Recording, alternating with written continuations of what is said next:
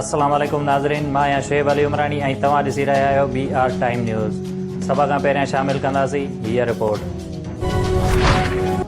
दुकानदार वधीक 2 कलाक कारोबार लाइ तयारु रहनि। सिंध में पाबंदियुनि में सुभाणे खां नरमी। बाज़ार राति 8 वॻे ताईं खुलियल रखण जी इजाज़त मिली वई।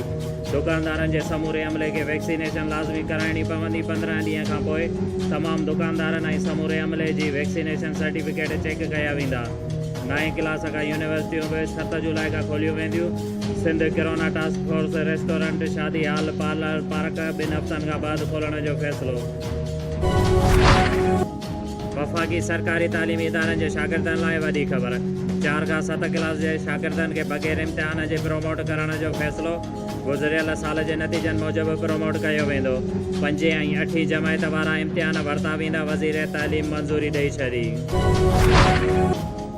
हेठिएं तबिके जा सरकारी मुलाज़िम रिश्वत वठनि था त शहरनि लाइ मसाइला पैदा थींदा आहिनि। रिश्वत एतिरी आम थी वई आहे जो शहरी उनखे टैक्स सम्झंदा आहिनि। वज़ीर अज़म इमरान ख़ान जो ट्वीट। हुन चयो त मुल्क जी क़यादत ऐं वज़ीर करप्ट हुजनि त मुल्क तबाह थी वेंदो आहे। महांगाईअ जो इल्ज़ाम IMF ते हणी नाअहलीअ ते पर्दो नथो विझी सघिजे। बिलावल भुट्टो जी हुकूमत ते तनक़ीद। हुन चयो त इमरान ख़ान जी हुकूमत में सख़्तु शर्तनि ते IMF सां मुआहिदो करे क़ौम जी ख़ुददारी दाव ते लॻाए छॾी आहे। गुज़िरियल राति मोरो भरिसां ॻोठु लुंडो में चुल्ह मां चिणग उथण सबबि 40 खां 50 घर सड़ी राख बणिजी विया ऐं 2 मासूम ॿारड़ा सड़ी ज़ख़्मी थियण जा इतला पिणु मिलिया आहिनि।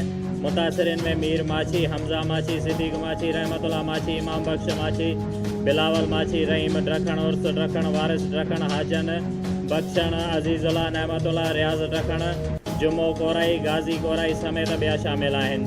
बाहि सबबि घरनि में पियल अलाह ताला सड़ी राख थी वियो, जंहिंमें रोक रक़म, सोना, ज़ेवर, अनाज ऐं ॿियो क़ीमती सामान पिणु शामिल आहे। नवाब शाह शहीद बेनज़ीर भुट्टो यूनिवर्सिटी शहीद बेनज़ीराबाद जे डायरेक्टोरेट ऑफ पब्लिक रिलेशन्स पधिराईअ मूजिबि यूनिवर्सिटीअ जे रजिस्ट्रार नजमदीन सोहू जे जारी कयल सर्कुलर मूजिबि कोरोना जी 3 लहर जे करे बंदि थियल यूनिवर्सिटी ईंदड़ सूमर 7 जून खां जुज़वी तौर ॿीहर खुली वेंदी। जारी कयल सर्कुलर में तदरीसी ऐं गैर तदरीसी अमले खे पाबंद बणायो वियो आहे त उहे 7 जून खां पहिरियां कोविड वैक्सीन हणाए वैक्सीनेटर सेंटर खां जारी कयल तस्दीक कार्ड समेत यूनिवर्सिटीअ में दाख़िल थियण वैक्सीन न हणाईंदड़ अमले जी यूनिवर्सिटीअ में दाख़िल माना आहे।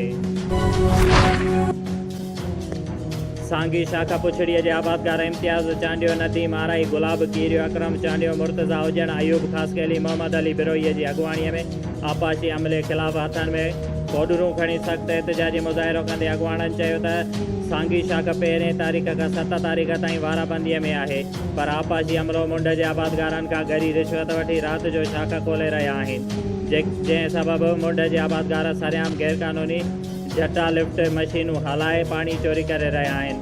हुननि चयो त सांगी शाखा ते को बि वाटर डिज़ाइन न आहे। अमलो हथ सां वाटर कोर्स जे मुंहुं टोड़ाए गैरक़ानूनी पाणी नूलियुनि जी इजाज़त ॾेई रहियो आहे। हुननि चयो त शाखा मुकमल तौर लाक़ानूनियत जो शिकार आहे, केरु पुछण वारो न आहे ऐं असांजे 1000 एकड़ ज़मीन बंजर बणिजी रही आहे। असांखे लखे रुपयनि जो नुक़सानु थी रहियो आहे। हुननि वज़ीर आला सिंध आपाशी मिनिस्टर सोहेल अनवर सियाल खां घुर कई आहे त करप्ट अमले खे हटाए पुछड़ीअ में पाणी फराहम कयो वञे, न त ॿी सूरत में एहतिजाज जो दाइरो वधायो वेंदो। शुएब अली उमरानीअ खे ॾींदा इजाज़त। वधीक ख़बरुनि ऐं अपडेट्स लाइ ॾिसंदा रहो BR टाइम न्यूज़।